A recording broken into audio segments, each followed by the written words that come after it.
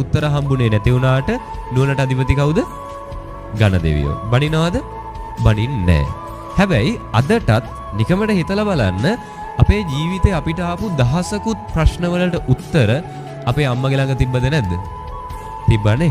ඉස්සරහටත් සමහර විට අපි සමාජයේ මොන කෙරුමක්කාරයෙක් වුණත් අපේ ජීවිතේ ප්‍රශ්නයක් ආපු වෙලාවට අපේ අම්මලගේ ළඟ උත්තර තියද නැද්ද? තියනවානේ.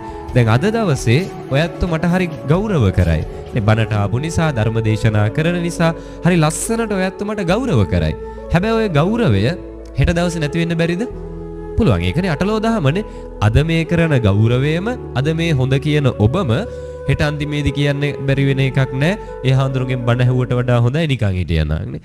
එහෙම වෙන්න බැරි කමක් නෑනේ. මේකේ ඔබත් පෘථග්ජනයි අපිත් පෘථග්ජනයිනේ. එතකොට හෙට දවසේ මට මොන ප්‍රශ්නේ ආවත් සමාජයෙන් කොච්චර පිළි අරගෙන හෙට දවසේ මාව කොහොම සමාජයෙන් ප්‍රතික්ෂේප කරත් මොන ප්‍රශ්නයක් තියාගෙන ගෙදර ගියත් අම්මගේ ළඟ උත්තරයක් තියෙද නැද්ද?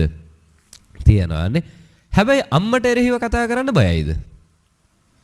තමන්ගේ අම්මට බනින්න බයයිද? ඒකට බය නැහැනේ. මාර වැඩේ අර ජීවිතේ කිසිම ප්‍රශ්නයකට උත්තරයක් දීපු නැති නුවණට අධිපති ඝන දෙවියන්ට බනින්න නම් අපි බයයි. හැබැයි අම්මට එරෙහිව කතා කරන්න බයක් නෑ. මතක තියාගන්න වැඩියෙන්ම අපි බය වෙන්න ඕනේ ඝන දෙවියන්ට බනින්නද අම්මට බනින්නද? අම්මට එරෙහිව කතා කරන්නද?